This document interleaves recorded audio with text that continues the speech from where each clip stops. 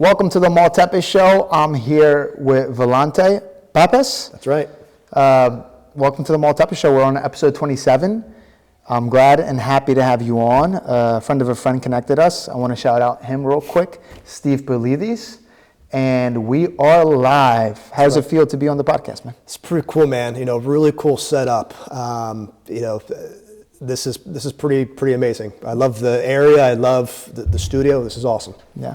So, who are you, first of all, as a person? What do you do? And then on top of that, what made you want to come on the podcast? Sure.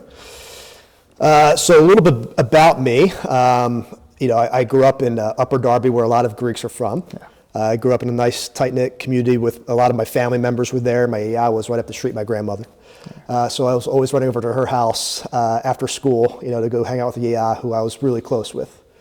Grew up in Upper Darby, and then right about middle school age is when my parents moved out to Newtown Square, which was, great for our family, but definitely a transition, right? Going from Upper Darby to Newtown Square. Very different. Going to a new area, going up around a lot of Greeks and going into a new area, especially Newtown Square, where at the time there wasn't a huge Greek community, but just being away from my friends was a tough adjustment. But I'm glad where we moved to was a really great area. I went to high school, Great Valley. Then after that, I went to Penn State.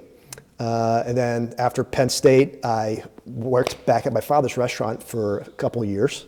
And decided that wasn't for me. Going to college, I went for a degree called Human Development Family Studies. Not the best degree to make a lot of money. But something inside me has always told me I knew I could do sales, even though I never really had sales experience. So I first started working at Jeep, did that for a year. And then I wanted more for my life, so then I went over to Mercedes. And when I got to Mercedes, I feel like I really hit my stride there. Professionally, I really got a lot of good sales foundation skills. And it was really financially rewarding for a few years, but inside, right, you can't get too much satisfaction selling cars. And I always felt like I don't know if this is selfish to say, but I always felt like I was destined for more. So then I got into the business which I'm currently in now, which is the automotive aftermarket and wholesale distribution. And the past year, they finally promoted me to a sales director role. And I really feel like professionally I found where I wanted to be in life. It is highly rewarding leading a team members, leading the company to success. And I do get a lot of self-gratification watching another seller, watching the light bulb go off, right?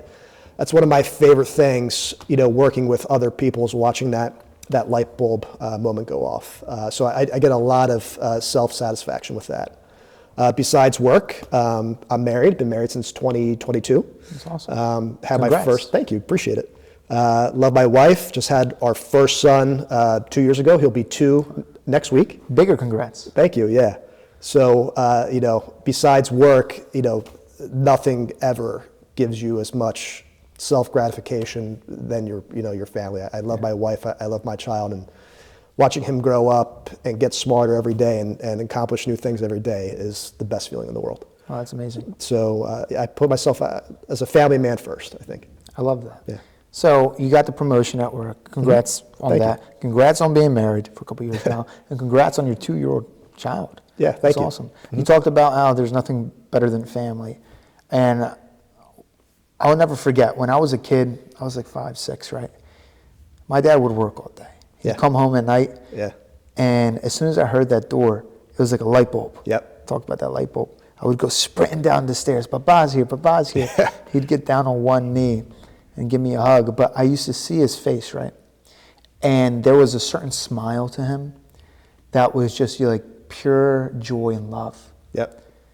For his child. And nothing can replace that. There's nothing in the world. And I look forward to one day doing that as well and having my own child, God willing. And it's something out of like, it's a joy and a happiness from God. Yep. that cannot be explained. And I'm trying my best right now to explain it. But like, I'll see my dad laugh. I'll see my dad smile. But it's hard to find that laugh or that smile. It's a very unique thing. So that's what it reminded me of when you brought that up. But with that being said, you talked about how you're Greek. You went from Upper Darby, which was a Greek staple for a whole bunch of Greeks up there. St. Demetrius Greek Orthodox Church. It's where my family's from, Upper Darby on Kent Road. Yep. I grew up on Kent Road too. Yeah. Where did you grow up?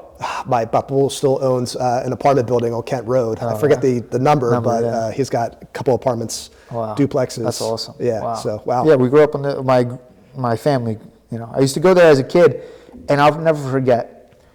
The smell of Greek coffee is very nostalgic for me because we would go right to my grandmother's and she'd every time make Greek coffee, and we were tiny, right? So she'd make us small amounts, a tiny bit, not enough to keep us wired for the whole night, just enough. So I'll never forget the smell. Every time I smell Greek coffee or I make it, it brings me back to going to Upper Darby. Yep. And it's something that can't be replicated. Yeah. And Upper Darby is no longer the same. The Greeks aren't there, you know, so it's not the same place. A lot of them moved to Newtown Square, Broomall, those areas. But with that being said, how important is Greek culture and Greek heritage to you? Sure, it's a great question. You know, Matt, so growing up, you know, with my family, I love the family aspect of being Greek. You know, being so close with your and your babu and your cousins. I've always appreciated that so much, and it's so beautiful to be a part of that. And what's great about our culture as well, it's very captivating to non-Greeks. You know, every time I've had non-Greek friends over, they want to be a part of it, and they jump, you know, head first into it with the culture. So we have such a beautiful, loving, inviting culture, and I love being Greek. Yeah. You know, I'm not so into the Greek music and stuff like that, but in terms of our heritage, the where we come from, the ancient Greek history and all the things that we've invented, that I really connect with. Yeah. And it's important to keep that going. So when you talk about the ancient Greek history, what's like it could be the Iliad, right? Which is classic, the Odyssey. Yep. You have so many actual real stories, like not saying that the Iliad and Troy didn't happen, they found the battlefield, whatever, but what's something you connect to when it comes to ancient Greek history or philosophy, or, you know, it could be as late as the Eastern Roman Empire. Sure. So what I connect most with, I'm actually reading Stephen Fry's books about Greek mythology. He has 3 books out where he talks about, you know, how Greek mythology started and all the stories. And I just read his book called The Heroes. Yeah. So he talks about the Greek heroes. And I've always known, you know, ancient Greek mythology just from watching YouTube videos or from learning it from school, but him going into a deep dive with it. I've always connected with Heracles. Yeah, that's awesome. You know, how strong of a man he was physically, mentally strong, and, you know, tough history with him, but, you know, I've always connected with him a lot, you know, ancient Greek wise. Yeah, I actually talked about that with you before we came on the show. Yep. I grew up playing the games and watching the movies. Yeah, yeah. And to me, that was like the standard, right? Yep. He was mortal, but then he also had some, you know, demigod or god to him. And with that being said, to me, the trials, the tribulations, the stuff you go through, the challenges, and people against you, the gods are against you, certain ones, and like it's all very interesting. But it also, there's something in Greek that Achilles went through, and there's a thing called I may not pronounce it right, arete, and that's Arete, and it's like living for like the glory and like the. If I know exactly, that's in the books that I'm reading it. Yeah, so it's kind of hard to explain. But with that being said, that's kind of like, as a kid, you get told stories. I got told stories of Alexander the Great and his battles. And it's something amazing for our culture because these are our ancestors and the things we look to, look up to, and read about, and it's just so inspiring. Absolutely. To be the best person you can be, and to go out there, especially as an entrepreneur, trying to conquer the world and do things. And you learn a lot. Like I've read The Art of War. I've learned a lot through ancient Greek history, and you're exactly correct. So all right, so we got that down. Now, cuisine-wise, Greek cuisine. Yes. I always argue with Italians, right? Yep. They're like, "Oh, we got the best." Greek wins. I'm like, "We got the best." What are your top 5? Top 5. All right, so every Easter, we always get a lamb, and we cook it on the spit, my papu's house. So I'm going to put lamb in general as number 1. I love it. Yeah. Pasticcio, for sure. I like the Greek potatoes with the string beans. I'm forgetting the name. Forgot. Yeah. It's amazing. Yeah, that. You have fasoulakia. You have the lemon potatoes. It's all delicious. Yes. And I would say number 5, avrulemino. My yaya used to make avrulemino, and I've never found an avrulemino that was close to my yaya's. Yeah, that's awesome. So, all right, Greek's number 1. Yep. We established that. Number What's 1? 2, 3, 4, 5? Greek? I definitely go back and forth between Greek and Italian, but Greek is definitely always number 1. I got to put Italian as a very close second for sure. I love sushi. Sushi is probably my number 3, and near my house we have a really nice local Mexican restaurant, but I've been taking out food too much there from the past couple weeks. That's awesome. So Mexican is now my number 4 place. Wow. And then I'll just wrap it around back to Greek. Greek number 1. Greek number 5. Yeah, Greek number 5. What's your favorite Greek dessert? I'm not a big dessert guy. Yeah. I rarely have dessert, but I would probably say loukoumades. Oh, yeah. Yeah. You don't have them around often. Yeah. Around here, at least. I find them sometimes at the festivals. Yeah. But it's a treat for that once a year that they do have it. I agree. Is that your number 1 too, or? I don't know if it's number 1. I gotta say, garlic de burrico is really good. But it's up there. I love bugatsa. Bugatsa is amazing. When I go to Greece, I have it every morning. Yeah. I haven't been to Greece in a while, but yeah. So that might be number 1, bugatsa. Are you a frappe guy? I am a frappe guy. I'm a Freddo espresso guy. I don't have Freddo cappuccino much. I had it today though. Earlier today. Nice. First time, long time. Yeah. Frappe. Sometimes I do milk. Sometimes I don't, depending on how I'm feeling. Frappe is the way to go. I love a Freddo espresso too. I go back and forth. How about you? I was never a coffee drinker until I met my wife. Really? I think I've had maybe 4 cups of coffee my whole life until I met my wife. Wow. And then once we got engaged and moved in with each other, she's a big coffee drinker. Yeah. So now it's coffee every day. So Do you drink Greek coffee?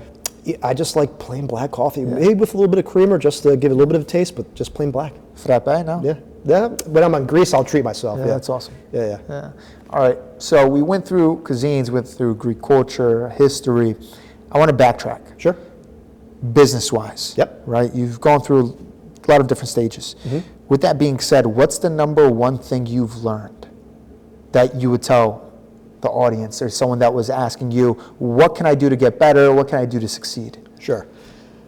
I've thought about this a lot, having high emotional intelligence. Yeah. So that is, reading the room that you're in, reading the person, understanding what makes them, what levers you could pull with them, not to necessarily even, be better at sales or business, but just really understanding what makes somebody tick, right? Yeah. Reading their body language, asking them the right questions, asking the right questions and finding the problems that person's having with whatever you're trying to sell is the most important. How do you do that? Sure.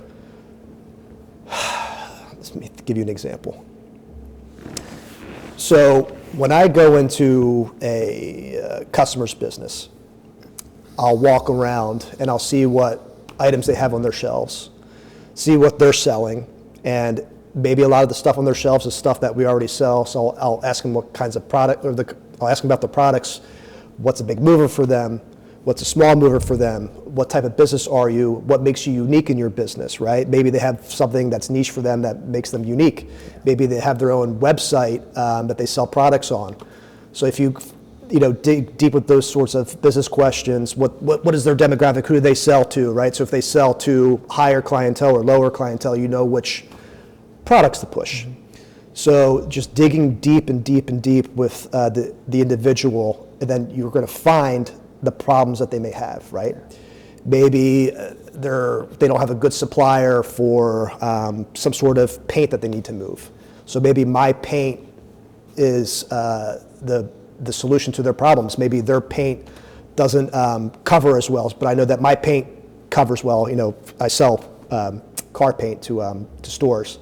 So maybe my product is better than what they're currently using. So I dig deep with them. What's causing them issues? So if they might say, well, I have a problem with X, then you just deep in, well, how does X make you feel? Yeah. Then they'll talk about X, how that makes them feel in a certain way. Now you get all this information and you know how to present your products or your services to better suit their needs. So just digging deep with them and what their problems are, and then finding their solutions. And if you do that, right, if you find their problem and you have a good enough solution, then there's no more objections, right? Yeah. Usually when people start asking you about pricing or how much is this going to cost me, you haven't fully sold them on the problem. Yeah. So you never want to get to that. You can get over objections by digging deep, paying attention to their body language, what they're saying, really paying attention to it, finding the problem, giving them the solution, and that's typically how you win. So emotional intelligence to me is the most important thing. Most important. What's second most? Second most. I need a top three. Yeah, top three. Knowing your stuff and being prepared, right? Yeah. If you're going into any sort of business transaction and you're not fully prepared with going in there with the data that you need or knowing about your products, you're not going to look the most intelligent by not knowing what you're talking about. Yeah. So you got to know what you're talking about. Preparation is the key to victory. Absolutely. Number three. Number three is just caring. Just caring about the person that you're dealing with. Yeah. A lot of people are they're always so focused on making the sale, but you really have to connect. If you're not going to connect with the person, if you're not going to develop a good relationship with them, you're never going to be successful. So actually caring for the person and doing what you say you're going to do, you're going to be successful. Do you ever think you'd be in the position you're in today?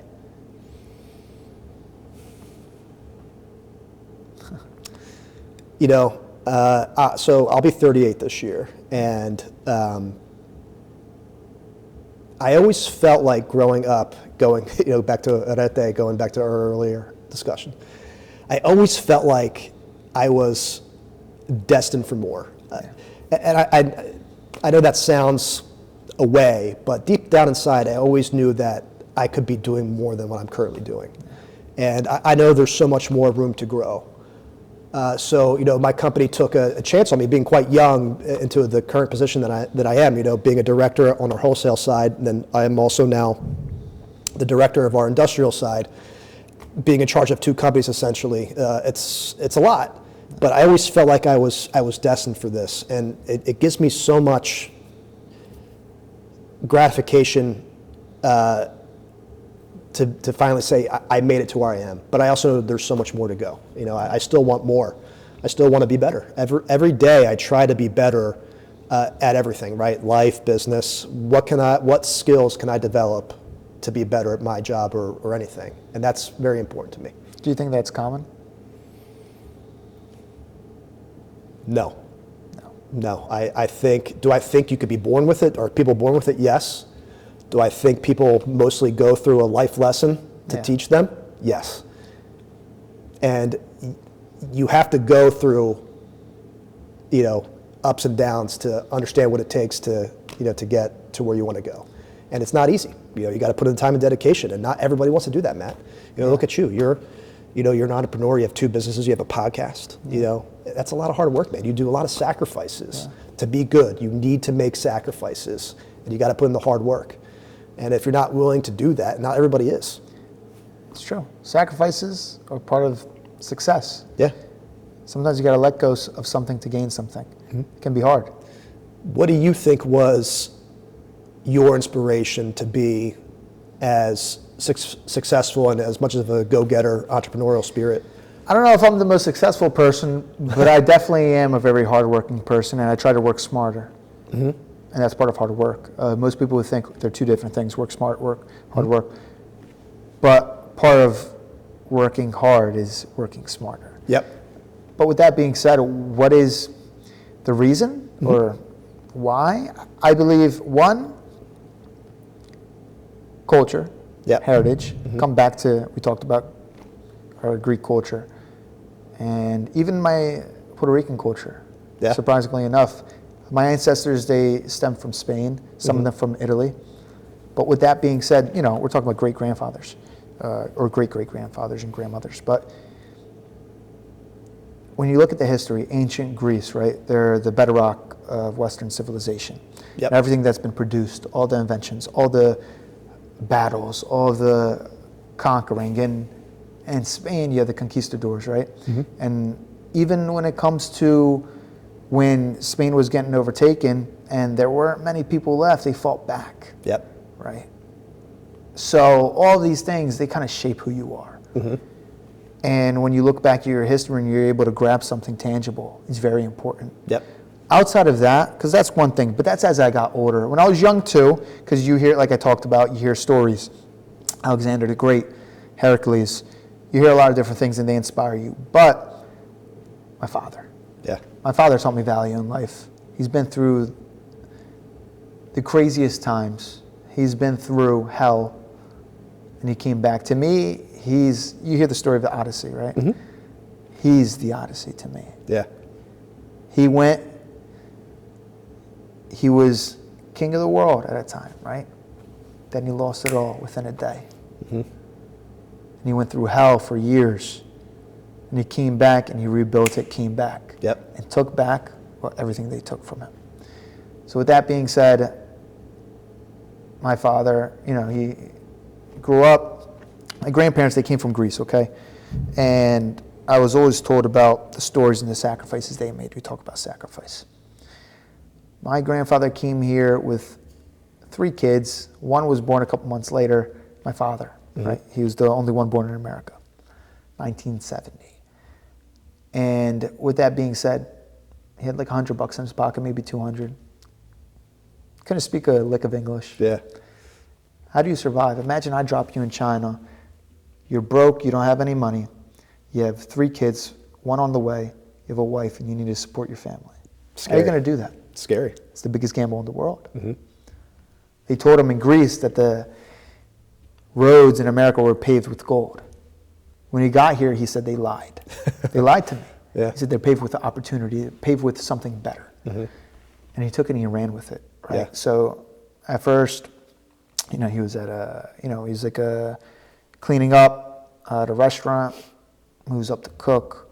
Eventually, my grandmother, the night she came here, 12 o'clock she came here. In the morning, 6 a.m., she was working at the factory as a seamstress. Wow. These are the sacrifices. Yep.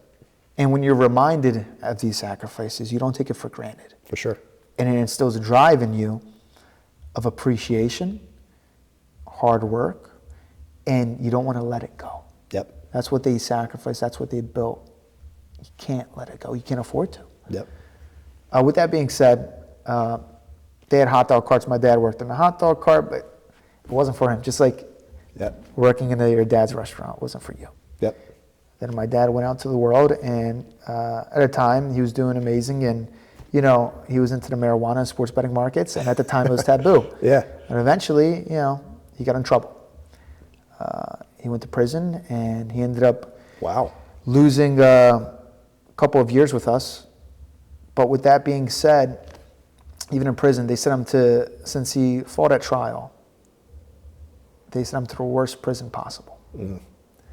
23-hour lockdown, 120 degrees in Arizona, Yuma, Wow. Arizona. Yeah.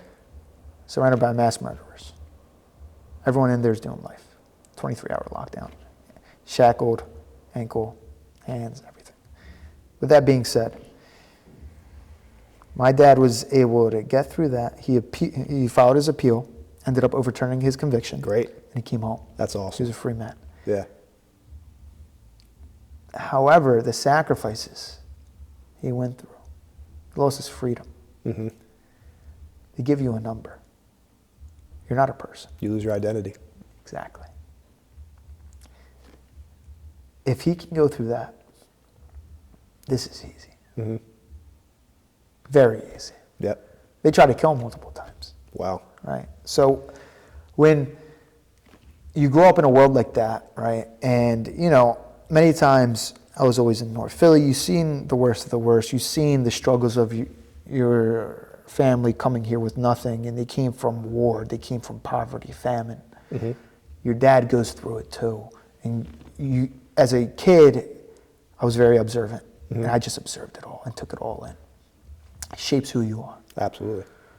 So people might criticize my father about a lot of different things. They don't agree with it, whatever.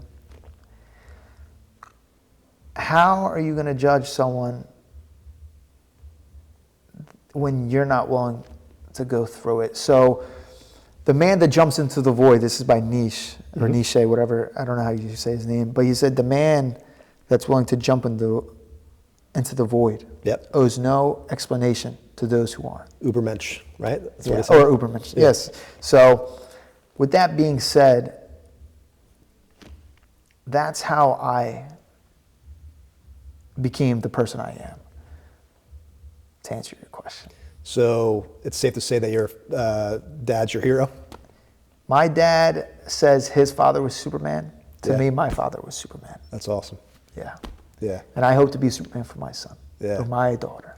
That's awesome. Yeah. You know, that I very much relate to that. You know, I don't believe in, I know it's going to sound contradictory, but I don't believe in subscribing to like heroes. I feel like you should try to be your own person. But if you were to ask me who my hero was, it's absolutely my father as well. You know, going through sacrifice, right? You know, he worked 90 hours a week at the pizza store, if not more. Yeah. You know, he grew up missing a lot of sports stuff or, you know, music stuff. You know, at the time, that can, you know, sort of hurt you, right? But now that as a father, I understand why he did it, right? You know, back in 2012, his pizza store burned down. And, you know, for 7-8 months, you know, my family had no income. Yeah. And I'm sure, you know, my father was scared inside, but he never, ever showed that to my family. I never thought that my dad was scared. And, you know, it happened to me a couple of years ago, not to that extent, but I was laid off when I had my son, and I remember how scared I was not being able to provide for my family, just what a defeating feeling that is. Yeah. And, you know, watching my father not show any fear and pushing forward and finding a new place and keeping the family going. I mean, man, that's inspiring, and that's dedication. It's dedication. It's brave. It's dedication. And, you know, now that I'm a father, I understand why my dad made those sacrifices. It was to make us better. Yeah. And, you know, when I travel a lot for work, and every time I leave, I get on an airplane, you know, I think about my son the whole time, and I hate missing any moment that I have with him. And I'm sure I'm going to miss moments with him as he's growing up, but I just want him to know, just like how my father was doing it, it was for him. Yeah. And I would have never been, I wouldn't be half the man I was today if it wasn't watching my father making those sacrifices, like how your father mentioned. So that's awesome, man. I really connect with you on that. I really connect with you on that. I mean, when you think about it, like, my father, he might have been scared, right, all those times. I don't know. But every day he went to war. Yeah. That was the only thing he could do, right? Yeah. Especially, like, think about it. You're in a prison, 23-hour lockdown with a whole bunch of these people, and they're in there for life, mass murders. Like, and somehow you got to get through it. Yep. Your father, I always say, the only person I've ever been scared of in my life, you know, for the most part, is God and then my father. Yeah. Great fathers, man. I know. I get it. But that goes back to culture and heritage, right? Mm-hmm. And that goes back to even ancient Greece, the type of man you have to be. Yeah. Stoic man. Mm-hmm.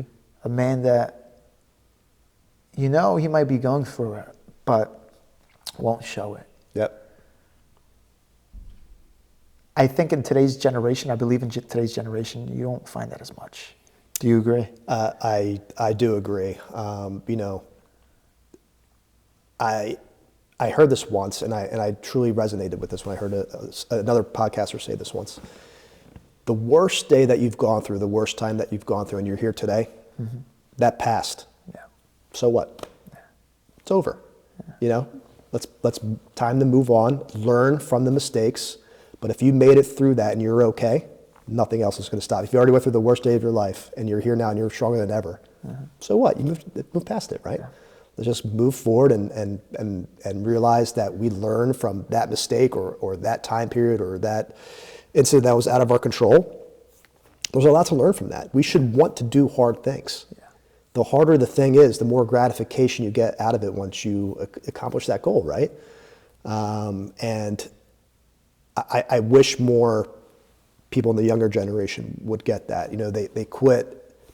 I can't say, you know, all the time, but they're most of the time, some of the time, you know, the younger generation see them quit, and I think they're doing themselves a disservice. Yeah. There's so much to learn and gain from failure. Yeah, so much untapped potential. Yeah. And on top of that, to add to that, my father said something similar once.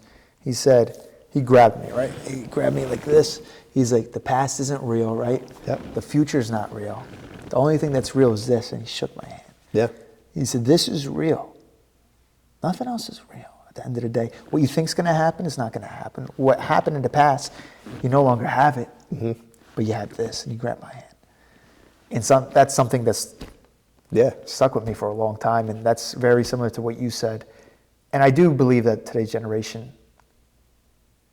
does quit. Yeah. I believe that now everybody wants instant gratification with a lot of things, and with that being said, instant gratification is not how life works. Yeah. You know, so when you plant a flower, when you plant a lemon tree, for example, it takes a long time for it to produce lemons. And you got to water it every day. It takes time.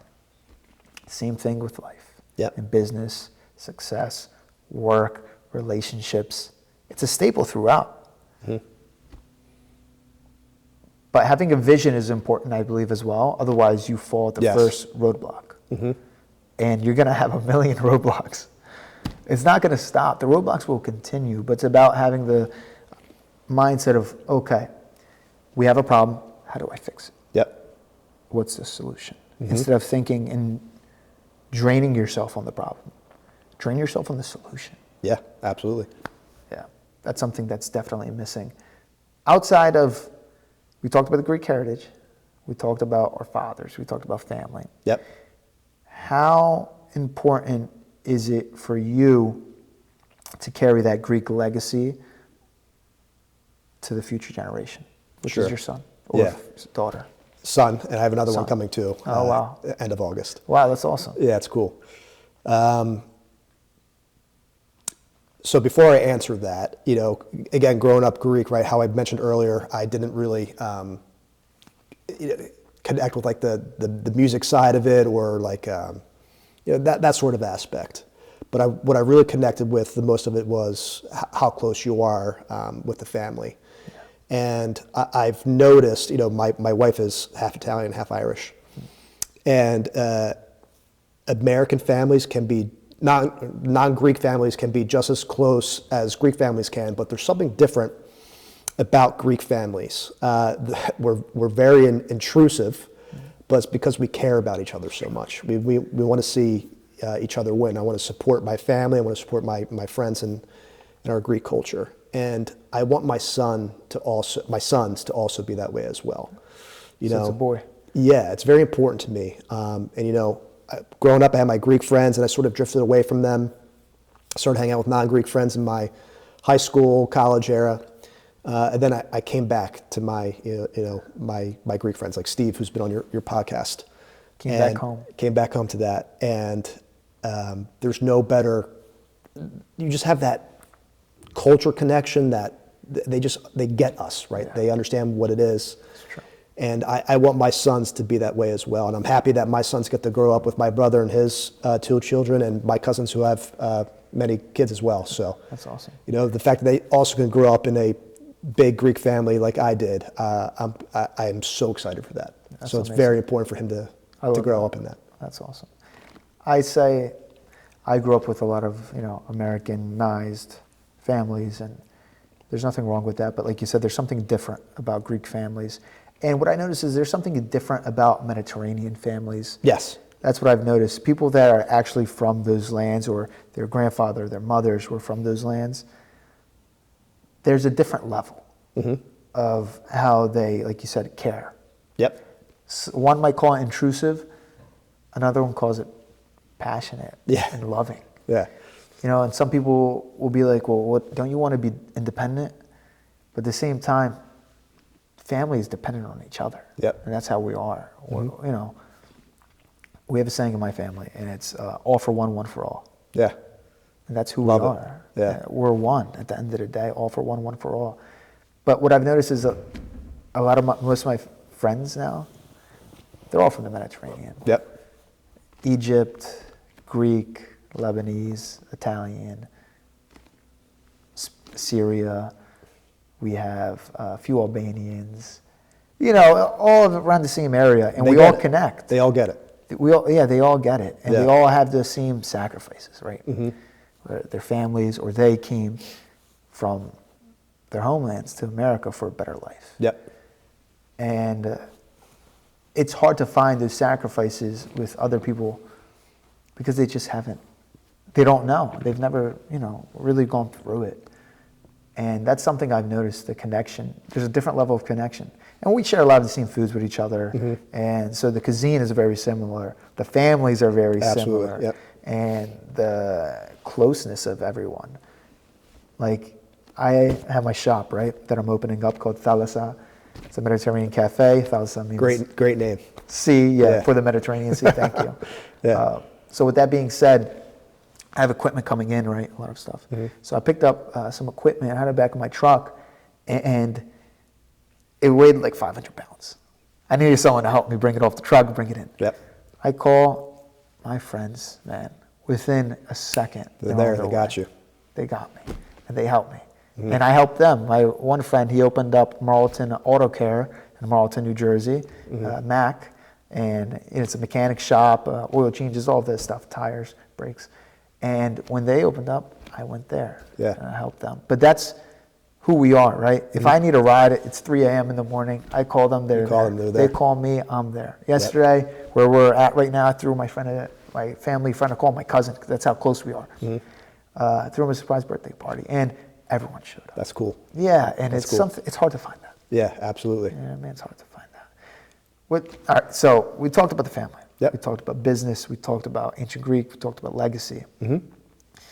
What's one thing, legacy-wise, that you feel is important for your son to see or to carry with him? Or your sons? I should say sons, because you're about to have another one. I want them to be kind people. I think that's important, very important to me. With the way the world is moving and, social media and how fast-paced everything is, I think people forget to just be kind to each other. Yeah. And there's so much discourse in the world, and, and I want my sons to be kind. I want them to be good people. I want them to grow up as good Christian, Greek Orthodox. I want them to care about their family and their friends, and I want them to be kind to people. That's very important. I want them to, see how kind my wife is to everybody. She's such a sweetheart. I want them to see how kind I try to be to everybody. And I just want them to be good people. And if they're a good person, that's what it matters to me the most. It's philotimo. Yeah. A lot of people won't know what that means. There's no direct translation. But the closest thing I would say is living through the lens of love and honor. Yeah. And that's something, again, it goes back to the Greek culture and heritage, that it's about doing the right thing at the end of the day. But that's amazing. I love that. I want them to always do the right thing, no matter how tough it is. Yeah. I'll give a little funny story. I can't remember how old I was, but I was under 10 years old around that time frame. I was at St. Demetrius Church. St. Demetrius. Shout out St. Demetrius Greek Festival coming up May 14th through 17th or something? Right. Wow, it's right around the corner. Yeah. And you remember how they have the side entrance? You could go to the downstairs hall. Anyway, after church, we're hanging out during coffee hour. I have my buddies, and we're in that little hallway. And we're playing like soccer or something, and one of the kids hit the soccer ball and hit the door, and the glass shattered. Oh my God. And all of them ran away. But I stayed because I felt so bad, even though I didn't break the glass. And Father Dimitri, I remember he came in and he was screaming his head off. Man, I was so In scared. trouble. Like, I'm going to hell for this. But You damaged the church, man. that was the church, man. Like, I'm going right to hell. But I felt so bad, and I just wanted to stay because, I felt like it was my responsibility to stay. So, it was tough for me, and just doing the right thing, no matter how hard it is, even when you're a young person, to me is very important. Yeah. What is orthodoxy to you? Being a Greek Orthodox Christian. What is it, and why are you a Greek Orthodox Christian? So, I grew up very religious, and I lost my way for a long time. I'll be honest with you. The logic part of my brain for the longest time would fight against, my heart. Like, how can, logically speaking, if you think about it, sometimes just God doesn't make sense. Yeah. And so I stepped away from it. And when I stepped away from it, there was always like a hole, something missing inside of me. And at the time, I didn't realize what it was. And, I started getting really religious again only a few years ago. Not, I wasn't atheist, but I was very agnostic. And, when I got married, and especially having my child, I'm like, this is too beautiful to not come from something other than God.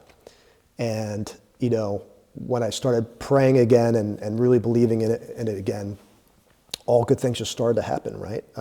Started being a better husband, started being a better father, better at work, better son, better brother, better friend. And, I really missed that.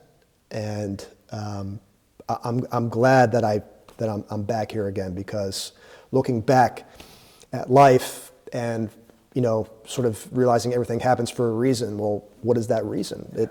It's God. And even though I, maybe abandon is too strong of a word, maybe it's not, but, I abandoned it. And when I came back to it, I realized God never left me. Yeah. And, He never left my family, even through all the hard things that we've went through and all the tough things that everybody goes through. That was God. Yeah. And it took me forever to get there. And I'm so happy that I'm back. And I'm so thankful that He allowed me to come back. Yeah. And He continuously blesses me and my family every single day. And to me, orthodoxy, it's in the name, but it doesn't mean it's truth. Yeah. And God is truth. Yeah. And I'm so happy to be back. Wow, that's amazing. Yeah. I love to hear that. Mm-hmm. You know what it reminds me of? Talks about how you grew up religious, kind of had a falling out, and then you came back, right? Yeah. It reminds me of, so there's a painting by Michelangelo, I believe it is, mm-hmm. right? And I believe God's hand, He reaches it out, right? Like this. But on the other side, mm-hmm. humanity's side, His finger's a little bent. Mm-hmm. All He needs to do is stretch it out. Yeah. And He touches, He's with God. Mm-hmm. That's all it takes. That's all it takes, man. Right? So He's this far away. If you're just willing, God is willing to grab you. Yep. And take you with Him. For sure. And I think that painting is exactly true. Mm-hmm. And it's so beautiful how that little thing can mean so much. Yep. And to me, that's your story that you just talked about reminded me of that. Yeah. You're right, man. He's all around us. He surrounds us at all times. And when you put your faith into God and Jesus, things always seem to fall in place. Yeah. And it's beautiful, man. And it gets me emotional when I think about it in just all the gifts that He's given us, everybody. You clearly see with you and your family and your history and with me. And It's weird, man. I'll never forget. My wife and I had a hard time her getting pregnant, and this is when I was starting to come back into my religion. And you pray. When I started praying about it, she literally got pregnant. I think 2 or 3 weeks later. Wow. So, and he's there, and and then something inside me, God was telling me that I was going to have a son. Yeah. And I wanted a son. Selfish reason, I wanted my name to continue the Pappas legacy. You know? But he gave me those feelings, knowing that I was going to have a son, and he blessed me with it, and praying to him and coming back to him, and he showed me that gift, and that was the catalyst to make me the most religious I've ever been in my whole entire life, and I'll gladly preach it to the world. Wow, that's amazing.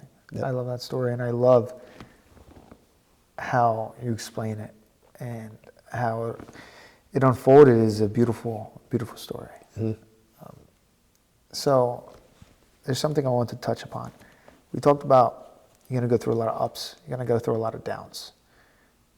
What's your biggest down? What's your biggest up? Okay. If you don't want to share it, don't worry. I don't mind. Yeah. I want to think about that first. I'll give you a good answer or an intelligent answer.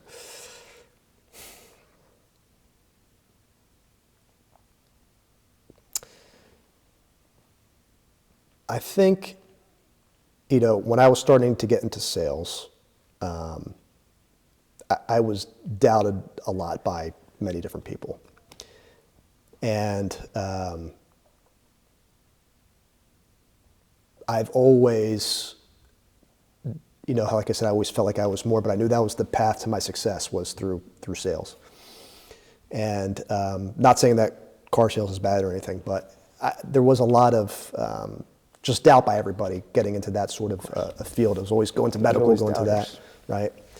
So the down for me was hearing all of that negativity and pushing through that. And I've always sort of lived through with a chip on my shoulder in life. I've always wanted to prove everybody wrong, right? I knew I could be better. I knew I could do this. So I would say everybody always sort of being, I don't want to say against me, but just always doubting me and proving them wrong. And, that takes a lot of self-introspection to work through that, right? You want to prove everybody wrong. Yeah. And so just being doubted through that was tough. But then at the flip side, proving everybody wrong has been one of the best things. Mm-hmm. But also, when I got laid off, before I got to my current job, that was tough. Having a young son at home and a wife that depends on you. I mean, that was brutal. Seeing my father go through it too, that was the biggest down in my life, because I felt like every single day that I didn't have a job, I was disappointing my son. Yeah. And that hurt, man. I look at him and I'm like, he doesn't deserve for me to not be able to give him a life that he deserves. So that was my biggest down. At the same time, my biggest up, man, is when he was born. That people talk about, whenever you hear a parent talk about and say, oh, you'll never know true love until you have a kid. Yeah. You kind of understand that, and you kind of don't want to believe them or believe them, but when you see your child come to life, man, it is the most fulfilling. Love it. Your heart explodes with love. You change instantaneously, and you want to be better because of them. And to me, the biggest up, I wouldn't be as passionate and inspired every day, waking up every day, working long hours, if it wasn't for my son. And he's the first thought I wake up to. He's the last thought when I go to sleep. And he's the best thing that's ever happened to me. Talk about that as the best moment of your life. Yeah. And I believe as well, that is true. I've never had a kid, mm-hmm. but I believe it to be true because there's one thing on this earth that we're meant to do: reproduce, mm-hmm. and have kids.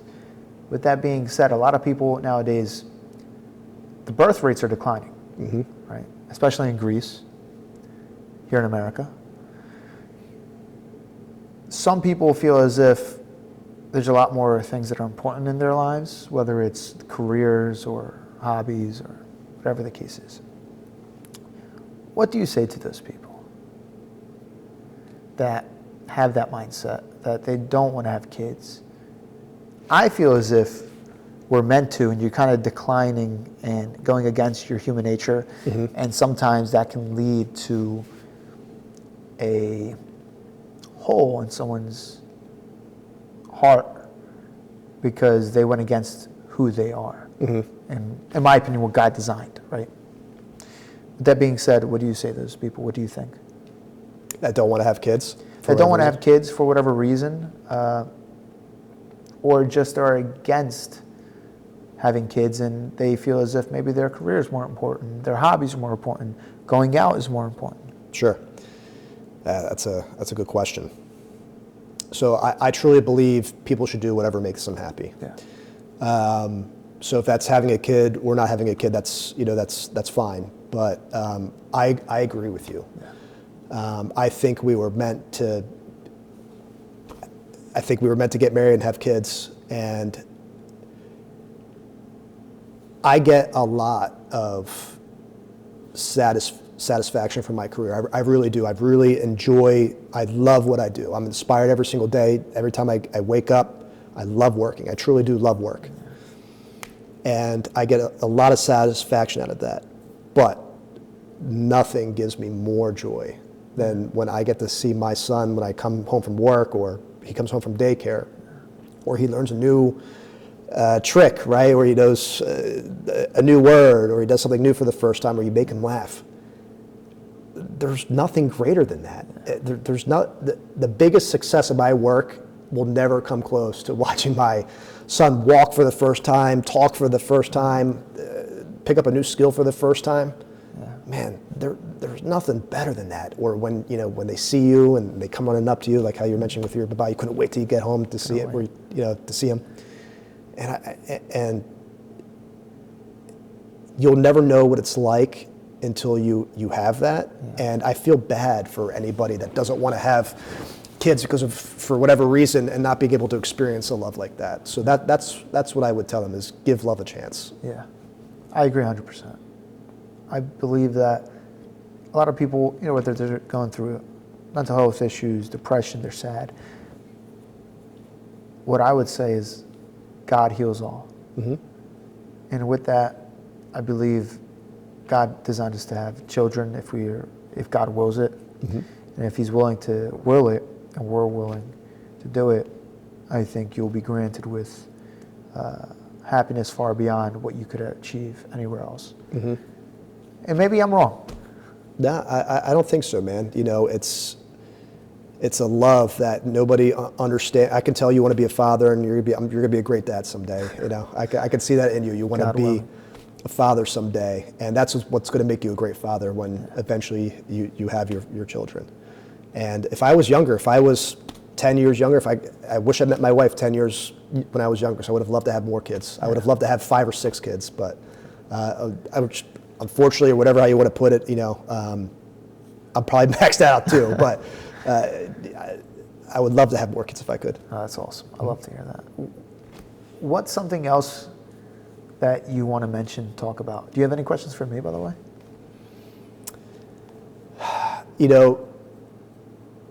To me, one of the best sayings I've ever learned, two of them, was control your controllables, right? Yeah. And what does that mean? If something that happens to you that you can't affect, how are you supposed to get upset about that? It was out of your control, right? Yeah. Stuff that you can control, how you feel about something, right? If somebody says something mean to you or bad to you, or if it's a work thing, a life thing, a family thing, it's how you respond to that, right? Control your controllables, and that's how you get through things. And always look at everything through a 10,000-foot view, right? Try to take yourself out of every situation that you're in, work, life, whatever. Look at it from a 10,000-foot perspective. Try to get everybody's view on things, and then handle your situation that you're in. So those were the two most important philosophical, stoic things that I've read that have meant a lot to me. What has been something similar like that for you? What has been your biggest life lesson or or saying from philosophy or stoicism that has motivated you the most? I have a couple. One was the one I mentioned earlier about my father. He who steps into the void owes no explanation to those who aren't willing to do it. That's one of them. Another one, doubt leads to death. Everyone's going to doubt you, but the minute you start doubting yourself. Yep. And there's a beautiful poem called If by Rudyard Kipling. Okay. And in that poem, it talks about if all men doubt you, but none too much. If you can lose it all on one pitch and toss and start at your beginnings, never breathe a word about your loss. He keeps on going through a lot of different things. And at the end, he goes, if you can run, sprint full 60 seconds run, then the earth is yours and you'll be a man, my son. Love it. And it's a beautiful poem. If you can, take a look at it. And it's a whole bunch of ifs, right? If. And that one's really big. All for one, one for all, my father. Grandfather. Streets, they told me the streets of America were paved with gold. They're paved with something better, opportunity. Yep. If 20 hours isn't enough, you do 30 hours. Yep. You work 30 hours. If 30 hours isn't enough, you work 40. 40 not enough, 50, 60, 70, 80, and 90. Whatever you have to do. Yep. That's another one from my grandfather. That's another saying. There's another one, me and my brother always say, it's called Best Job I Ever Had. And we got that from Fury, a war movie. Love that movie. Great movie. Yeah. That's where we got it. Best job I ever had. Yeah. They say that to each other. Yeah, I remember that, yeah. And I say that to my brother, and he says it to me.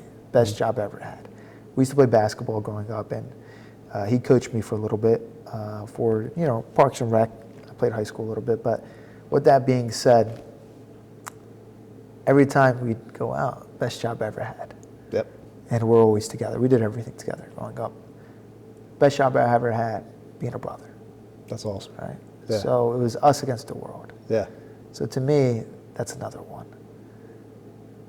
I'm trying to think of any more. I have a good amount. The wisest man is a man that knows nothing. I think that's Socrates. Absolutely. You got to go into everything humble. Humble and humility. Yeah. It will take you so far. It will take you very far. And you might think you know everything, and you might, but at the same time, you might not. Yep. It's better to be the fool that asks why than the fool that never asked. Yep. That's another one. I'm trying to think. There's a good amount. I have a whole thing of These are good, man. notes and quotes that I keep, but those are some. Those are some that, like, staples. There's a few, from other books, The Art of War. There's a good amount. I'd have to pull them up, but That's awesome, dude. When I look at you, I can see you have such drive and passion for what you're doing, right? I'm watching your dreams are coming reality, right? You've always wanted to start a podcast. You have 2 businesses, and that's inspiring, man. Like, you should be really proud of yourself. Not everybody has that drive or that will to succeed, and I'm watching you do your dream. That inspires me, and I love watching you do that, right? I love when I get to see, like a NFL draft day, when you see somebody's, the players get drafted and their dreams come true. I love watching that. I love watching that sweet moment. And I'm seeing that with you, man. And that's awesome. It's beautiful. Appreciate that. Keep on doing it. It's hard to find people like that. I know, for example, I have so I talked about how I threw a surprise birthday party here last night. His brother had opened up a restaurant, right? And we knew each other from high school, but we weren't super close at the time. But I saw someone else trying to do something. And we're young, we're 18 years old. It's not like a lot of people at that time, they're partying, they're drinking, they're doing a whole bunch of things. But this kid was trying to do something with his life. So I went to the grand opening. And what's funny was I didn't know he'd become one of my best friends. and become like family. And, I go up, I would come with my computer, go there, support, work, eat. And then over time, we ended up becoming the best of friends. And his whole family now is like my family. And like his cousin, for example, graduates from law school, and I'm going to her graduation party. But like, there's something that, there's a level of respect and connection for me, and it seems like you, for people that are willing to go out and journey on the adventure, even if they don't know the destination. Yep.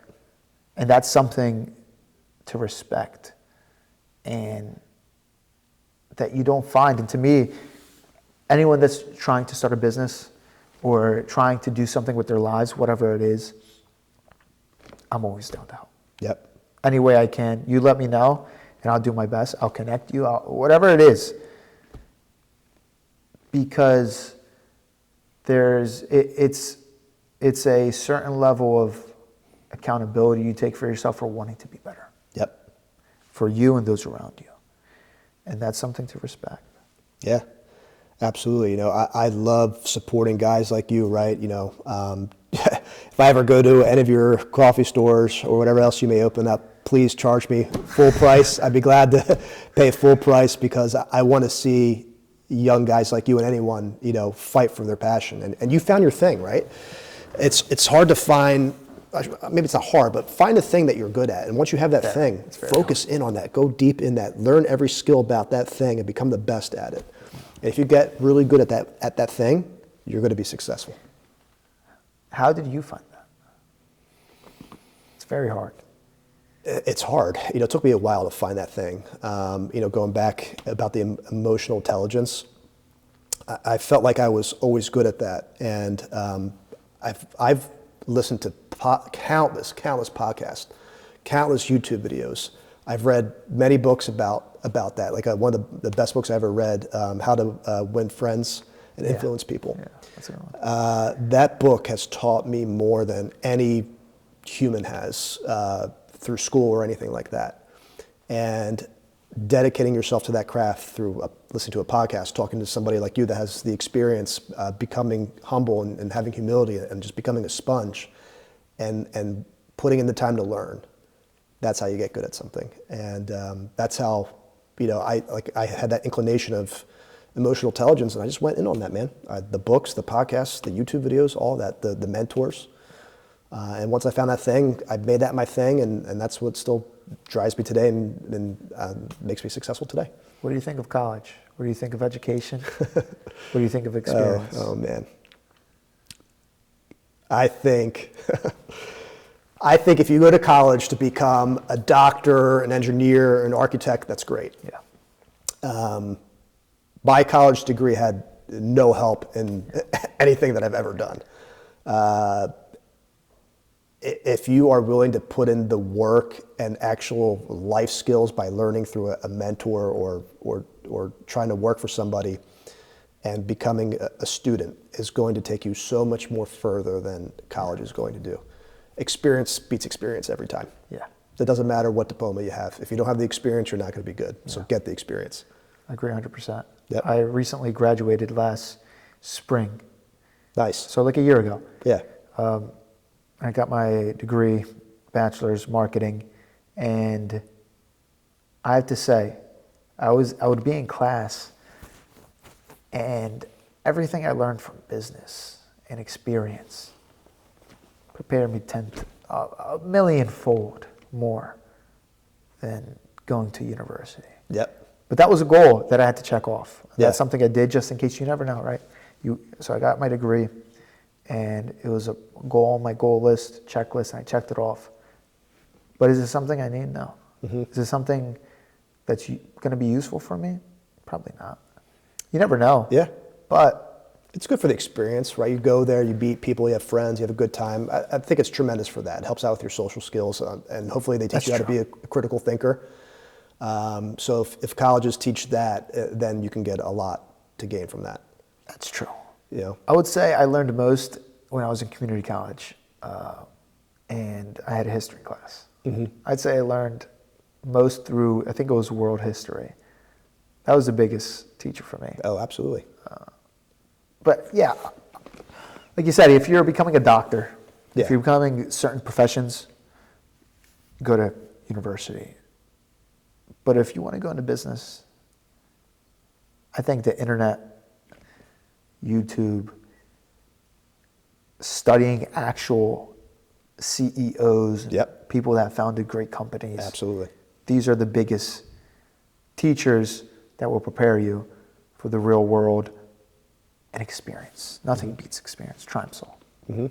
I totally couldn't agree more. I've learned more from listening or watching to podcasts with CEOs, Elon, Mark from Shark Tank, Alex Hormozy, all those guys. I've learned so much more from them than any college has ever taught me. And like I always say, you know, don't worry about the resume, worry about the person. And if the person has the skills and they have the experience, I'll take that over anything else. 100%. What else do you have? Any other questions for me? Yeah, where would you like to go? You know, I know you got a lot of things cooking, but where do you want to see yourself in 5, 10-ish years? What's your 5, 10 years. If you could wave a magic wand right now and have all of your dreams accomplished, what would you say that would be? I think I have a lot of things I want to do in life, but on that bucket list at the top would be family. Mm-hmm. I want a family. I would like children, wife, marriage. One day I'd like to have land, animals, Nice. garden. Love it. You can call it a farm. I'd love to also have a house in Greece Nice. so that I could take my children to teach them and have them immersed over there in the culture and know where they come from. And then I'd like to do the same thing with Puerto Rico and Spain. Awesome. And even a little Italy. I'd take them because it's nearby. The Mediterranean, Spain, Italy. Because also, you know, great-great-grandfathers came from there. Although, you know, we're Puerto Rican, I want to be in Puerto Rico a lot too, but also to take them and show them around. That's number one. Business-wise, I want to grow this cafe. Have a couple locations at least. That'd be awesome. That'd be amazing. Continue the podcast. Awesome. Keep that going. Sports stuff.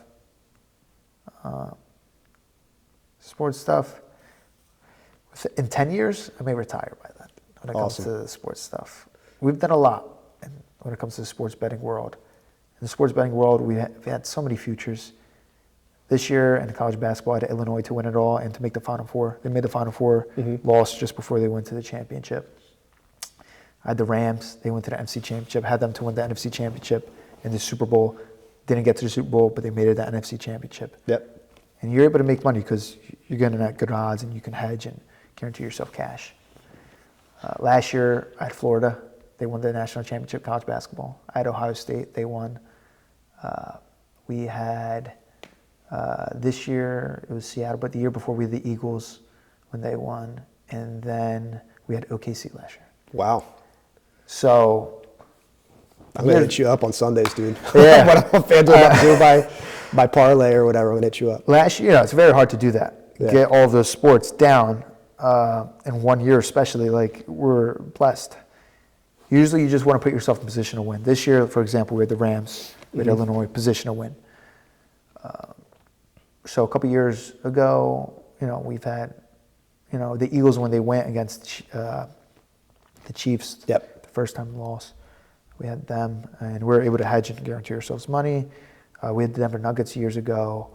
We've had Tampa Bay Buccaneers when they won. You know, we've gone through a lot of futures, and we've accomplished a lot. And not to say I'm going to stop, but maybe slow down.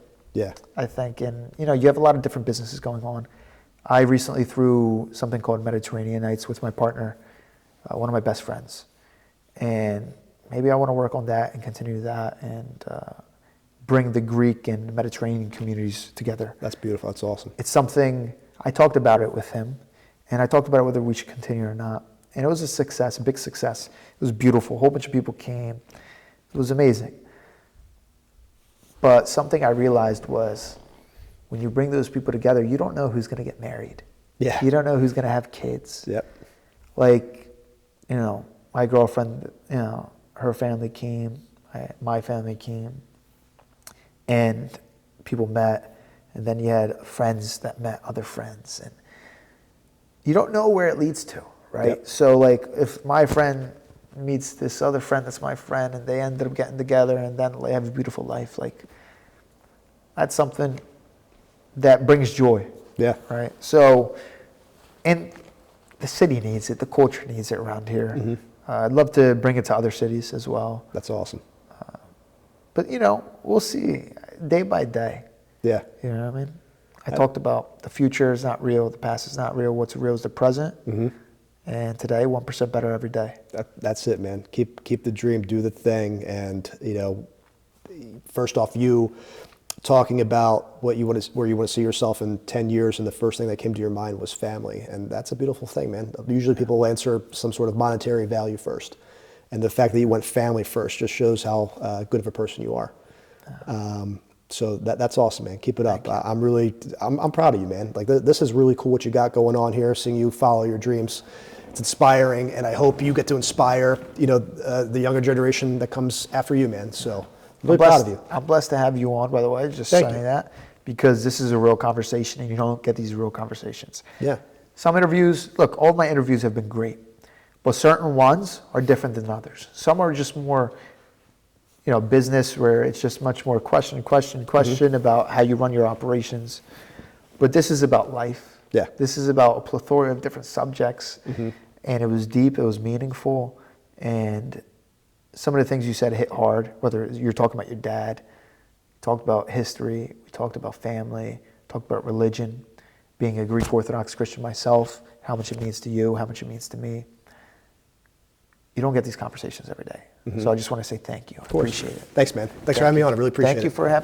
Thank you for coming on, man. Yeah, anytime. And where can we reach you? Do you want people to reach you? It's up to you. I have no social media. That might be a good thing. I have no social media. I do have a LinkedIn.